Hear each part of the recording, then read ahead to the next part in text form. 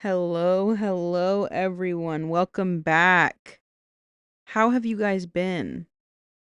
I'm happy to have y'all back in class. Classes back in session. Um, this week classes resumed for moi.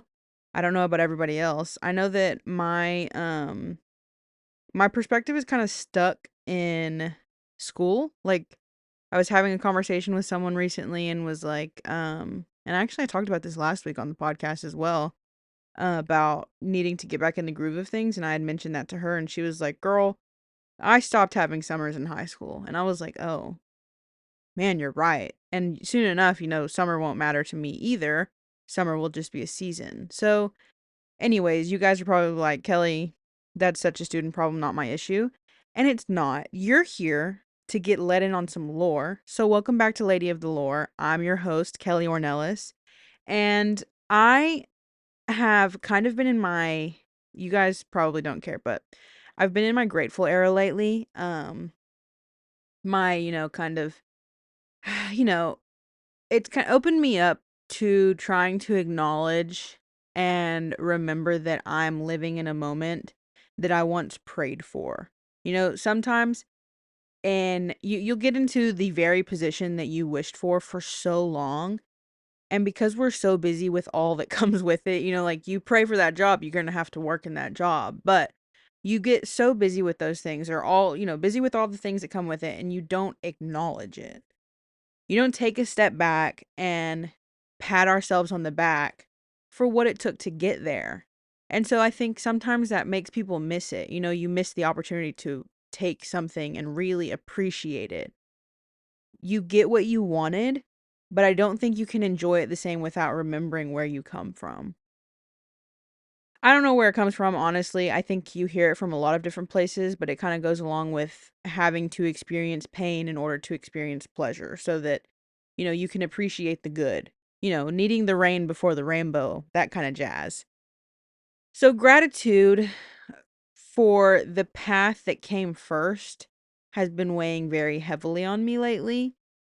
And it's like being appreciative of the hard times because maybe I didn't know it then, but the tough times were getting me somewhere. I just had to remain patient. It's, very common for life to get very messy and very complicated. That is pretty much a universal experience. I think it's also pretty universal that we have a habit of distracting ourselves from the hard bits. I think it's funny, but it's kind of like getting on TikTok or something or watching YouTube while you're on the Stairmaster or, something of the sort so that you can distract your mind from whatever work your body's putting in. That is kind of what I'm talking about, but more so in the distracting yourself from the hard times. But in those times of development, which is what I like to see them as, because remember, we are all this, collective project, like I mentioned in our enlightenment episode. We can all hopefully agree that we are that big unfinished project as a whole, and we can, work together through things as a collective, in these civic processes, such things that are supposed to help us build the world around us. We should consider the same things on a singular level. The micro changes matter just as much as the macro changes, I think perhaps even more. Our own personal development is very important too, which is kind of the entire purpose behind this project is to education is a way of development. It's a form of development. And by educating yourselves on things, no matter what it is, if it's not history, it's anything else, it's still a way that you are making yourself a better person, that you are unlocking that extra percentage of your brain that I mentioned in our very first episode, unlocking that extra percentage, that extra ability so that you can do that much more. While we're busy distracting ourselves from our development in the hard times, we ignore things that actually need acknowledging. Because we're human and we're faulty, obviously, and also, it's because to acknowledge a flaw is to open up the possibility of having to fix it. And then, whatever kind of introspective work that comes after that. It's kind of like if your car starts making a funny noise and your response to that is to just ignore it. I think we all know what comes next. The next time you pull up into the Jiffy Lube for a routine oil change, you're going to leave with a mile-long list of words that you don't understand. Or you're going to have the technician tapping on your window to say, "Ma'am, it's looking like you're in need of a new brake pads, a cabin air filter replacement, an alignment." And honestly, that's about as far as I've really gotten before zoning out when they're going over that list with me. And before you start, I do take care of my car. I have a real emotional attachment to my car. Of course, I take care of my Penelope. I just feel like mechanics trigger a special kind of fight or flight response in my brain, and that's just an issue that I deal with. But when they're telling you about all these issues, then you're aware. And what do you do about the problem once it rests with you and you alone? Do you pay for the new brake pads or do you just ignore the squealing? Do you cough up a couple $100 and sacrifice a few iced coffees to do, whatever needs to be done? Or do you, maybe you happen to be like my father who belongs to a superior species and are capable of DIYing just about anything after watching a YouTube video? Because whichever it is, the work has to be done in some way. Whoever does it, however it gets done. Because when the problem is diagnosed in anything, I'm trying to make sure that this applies. When the problem is diagnosed, you are tasked with the responsibility of dealing with it, or your car's not going to run. Something else will go wrong. Something will go wrong if it is left alone. When mold sets in, it rots things. That's literally science. I say that very confidently with an arts degree.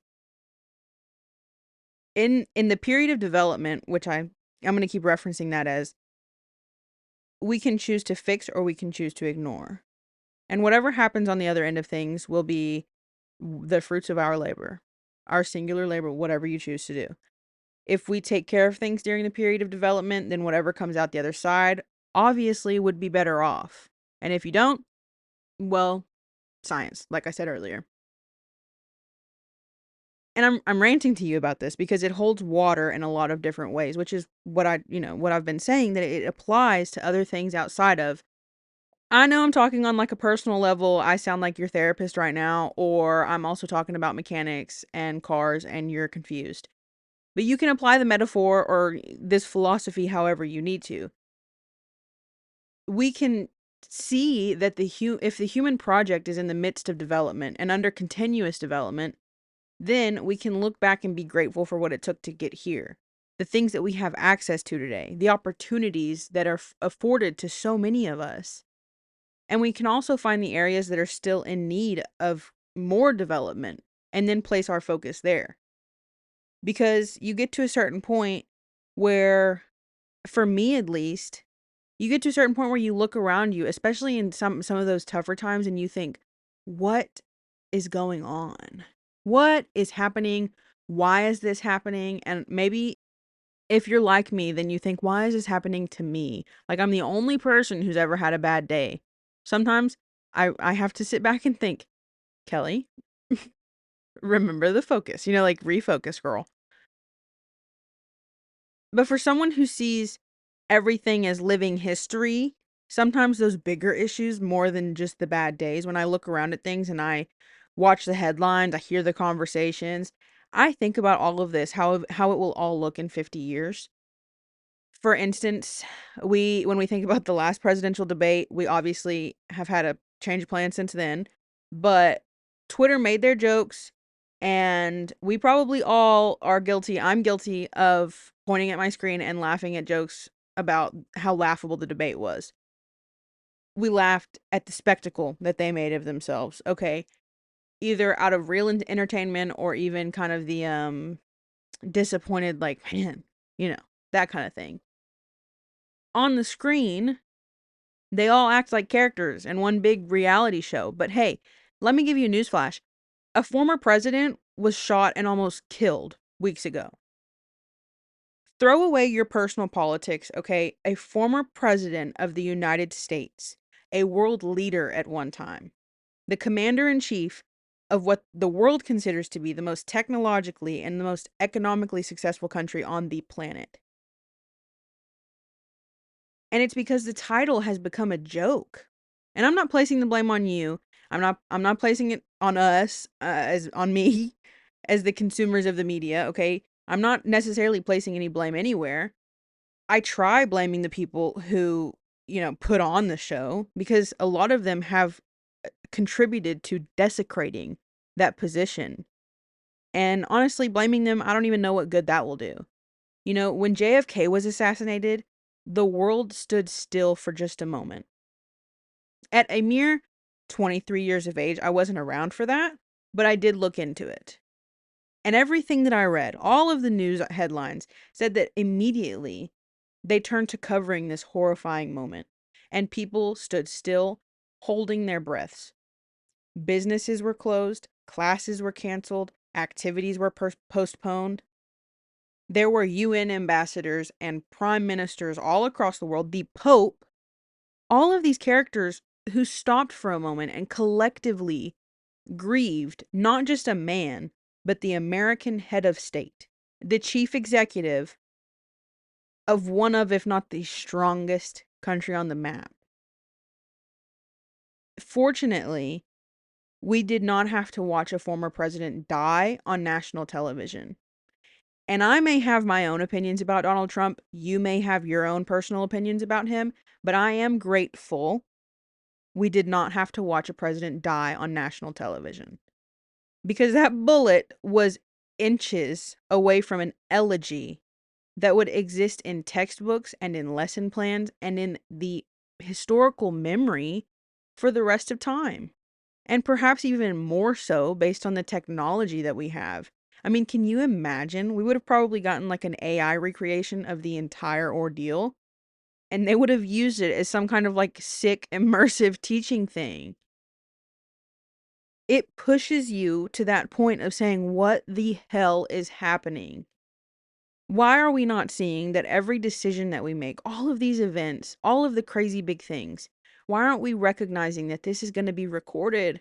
What we do, what we decide, what we ignore, all of the things that we choose to fix, everything we learn, everything we accomplish will all be used as tools by everyone who come after you and everyone who comes after me. We learn from, all of the obstacles that have already been conquered. It's kind of like being passed the baton in a race. We just finished the Olympics, so I know that some of you know how that works, if not for the Olympics, from somebody else. But it's just like playing, or just like running in that race and passing the baton. We learn from the obstacles that have been conquered so that we can teach the ones that come after us from our own experiences so that they stand that much higher. We are the ones that they will be watching. And I've already yapped about this last week, but we're the ones who they'll be reading about, the ones they'll be studying. And the future is going to look back on us and they're going to be able to see how we've muddied things past the point of recognition, past the point of appreciating anything, and that we've taken things for granted because we're so used to our bubble and living without, realizing or perhaps just not acknowledging that what we do matters, especially when it comes to what we do as a nation, when it comes to what we will be remembered for. How do you guys want to be remembered? The generation of people of that our kids or our grandkids are going to look back on and shake their heads at. The generation so ungrateful and so distracted by lives online and not the actual world. And honestly, that really pushes me into, and I don't want to sound like a hater, or at least I'm really not trying to be because I'm also a consumer. I am very guilty of taking part in distracting myself as well. Last week we talked about the Romans and the breads and circuses. How in ancient Rome, they would provide free grain and they would provide entertainment to keep everyone distracted from the more important issues. And now, this now looks like social media.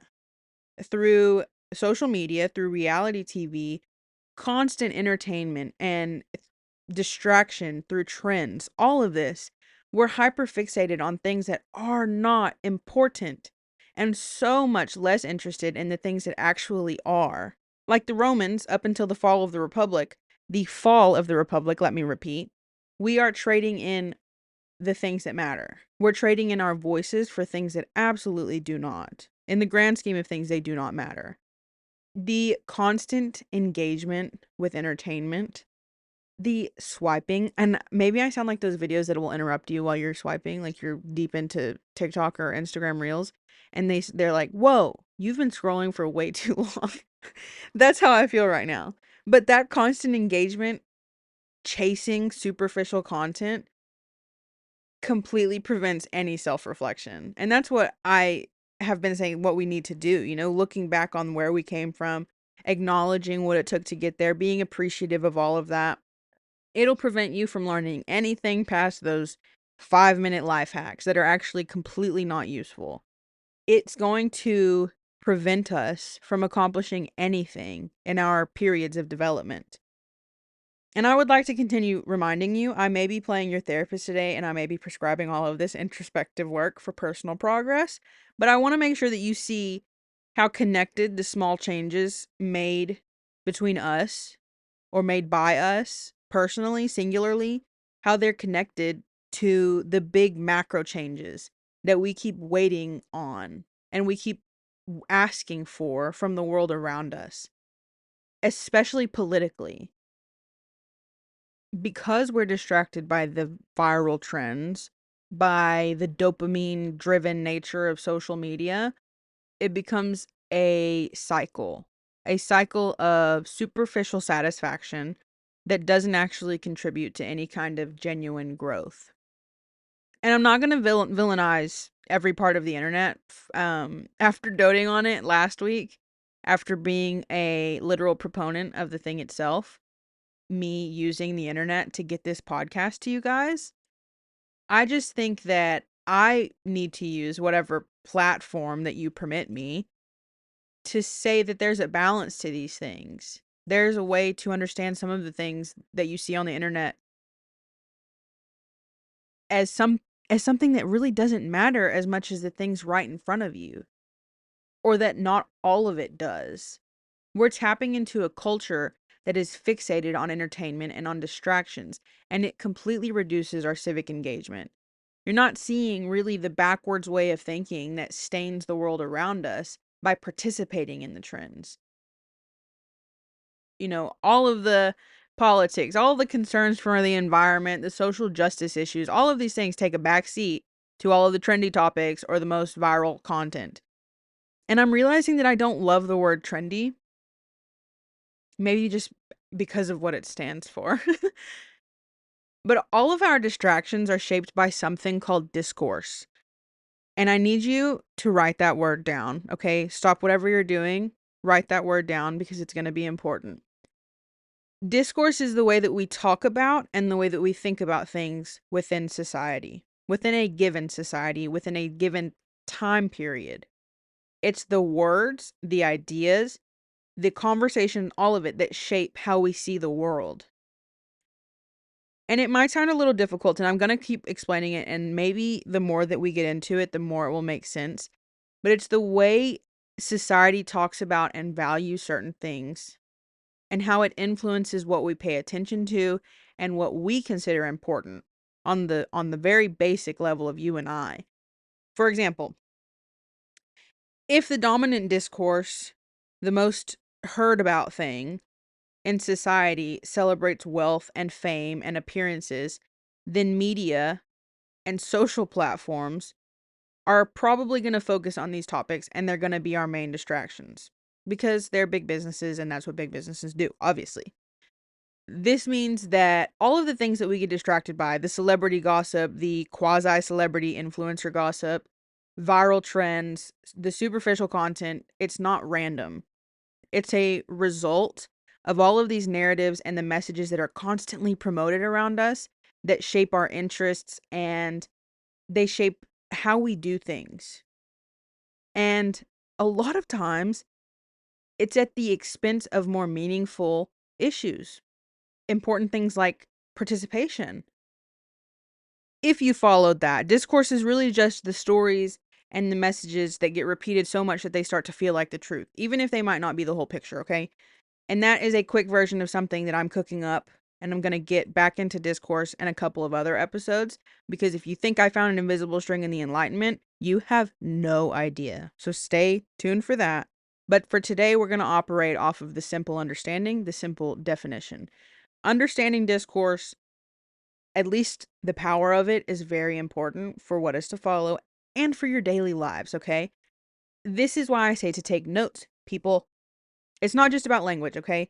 It's also about the power dynamics and the underlying assumptions that shape how topics are discussed and how we understand things.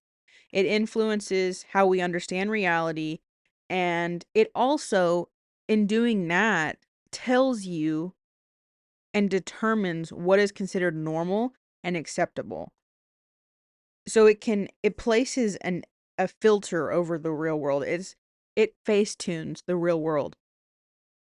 Like influencer culture. When you're presented with a filtered version of reality, a reality that's so distorted, and it distorts your perception of what's real, what's important. You know, the glamorization of certain lifestyles, the illusion of a perfect Tinseltown culture kind of thing where it's all nice and shiny. It doesn't actually align with reality. I'd say about 85% of the time that's true, and I'm gonna leave the extra 15 to the people who are actually doing a good job of being like, "Hey, I'm on the internet and I'm normal and I go through normal things. I drive a normal car." Okay? I drive a normal car, I live in a normal house, I have normal kids and do normal things. I used to flip through magazines in line to pay at the grocery store, you know, like waiting on my mom or waiting in line, whatever. And there were sometimes, mainly when I was growing up, there were these columns where they had pictures of famous people doing regular things like leaving the gym or going to get coffee, visiting, you know, a farmer's market, stuff like that. And it would say celebrities, they're just like us. And to me, it was kind of, I guess, a way to humanize them, maybe. Maybe it was mocking them. I don't know. But whenever I watch the videos of people who are like, "Hey, I'm normal. I do normal things." It makes me laugh because it makes me think about those magazines where it's like, "Oh, they're just like us, influencers. They're just like us." Some influencers are bringing it down to the normal level and, you know, breaking a new stigma of sorts of what a good life is supposed to look like. And others, not so much. Others, I call influencers in a very mean way. They are not attached to the real world. They need to get there. I think they would benefit from that. You've got some that are obsessed with the trends, and maybe this is why I was saying trend is a bad word. Like, what are some examples of some popular trends? Right now, you obviously have like words or phrases that are extremely hard to keep up with. Demure, that's the newest one. Very mindful, very demure. Sigma, which was something I learned from one of my younger sisters. Don't know what it means, so I hope it doesn't mean anything bad.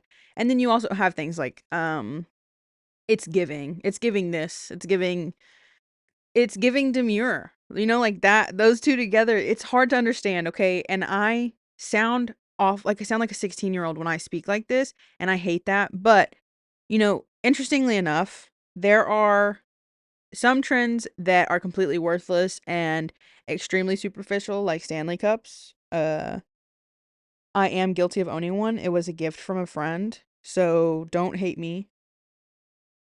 But I truthfully don't understand why Stanley Cups mattered as much as they did. I feel like everyone bought 10 of them, and people were fighting over the red and pink ones at Target this past Valentine's Day. I don't understand that. I mean, I love my Stanley Cup, but I would not have gotten into a fist fight over it. Unless maybe, obviously, this could be tied to some kind of consumer culture. That's very possible. When you break this down and you also understand some of the things that have taken place in the past, then you can kind of tie the two together. and really sit down and understand how they connect and why they connect. And if you'd like to be a part of this, or if you want to maybe sit out on certain trends or perhaps counteract them, some of the tropes that we start tapping into begin to have a different meaning entirely whenever you really start breaking them down. If you think about the thing where you have women who claim to be not like other girls, like they're very different. They don't wear makeup or they don't play video games. They're very low maintenance. All of these counter statements that are the opposite of what we would consider the stereotypical feminine behaviors. I am all about individualism and being the truest version of yourself, but that just seems like an attempt at trying really hard not to be ordinary, or what we consider ordinary, normal, according to discourse. You're trying to work your way out of a box or a category that society has created for you over time, and the role it becomes what that person criticizes. They'll say they like hanging out with guys because they're not dramatic like women. They aren't sensitive like women. Hey, first of all, have you ever met a man? Have you ever met a man with a cold? I'm not being ugly. All I mean to say is that I have met as many catty men as I have women. This is not something that is restricted to our biological differences. There are dramatic men too. By saying, "Oh, I'm not like other girls," then you're continuing to subscribe to that idea that women are one way. Women are inherently one way. They are inherently, biologically, intrinsically born to be one way. And news flash, they are not. We are born with biological differences, yes. There are chromosomes and science words that I don't need to get into, but there are ideas that socially we have created as people and as human beings, and we either try to fight our way out of them correctly and progress and evolve as a species, or you'll also have these tropes and these trends that look one way on the outside, like such a progressive way of thinking, such a cool, trendy, hip way of thinking, such a trailblazing effort, without even realizing how toxic that mentality actually is. It's quite literally the flip side of toxic masculinity, which is another version of men doing the most, trying to fit and trying to measure up to a standard that society created for them, based on discourse. And it is an overcompensation and it's an ugly attitude, all based on trying to escape outside of that norm that is defined by discourse. What I'm trying to get at here, okay, is that the things that we focus on, everything that we consume has meaning to it. And you have to be very careful what it is you do consume. A lot of influencers have a lot of influence and they have a lot of power to shift that conversation, the discourse, okay, into a more productive one. And I can't say that they aren't. I feel like I see a bit of a shift in a good way. We want and we need. I'm over here like banging my fist on the table. You just can't hear it. We have to focus our or shift our focus from distraction to education, or to at the very least awareness, because you may not yet, and I say yet because we're all getting there together, you may not yet understand all of the ins and outs of how something we think of as small and irrelevant, how discourse fits into a larger context, how it means more than what we first recognize it is, and that is fine. We aren't going to understand everything about everything. We can sure try, but at the very least, you're aware that everything has meaning, which also means it has some sort of value. And we return to gratitude. Wow. Do you guys feel so enlightened right now? Like, let's all take some deep breaths together while we consume the knowledge. It's like morning meditation today. Awareness is what brings critical thinking. It's what brings literacy. You start thinking, hey, should I trust this guy on the internet to tell me what kind of medication I should take to treat this illness that I am self diagnosing myself with from a video on the internet?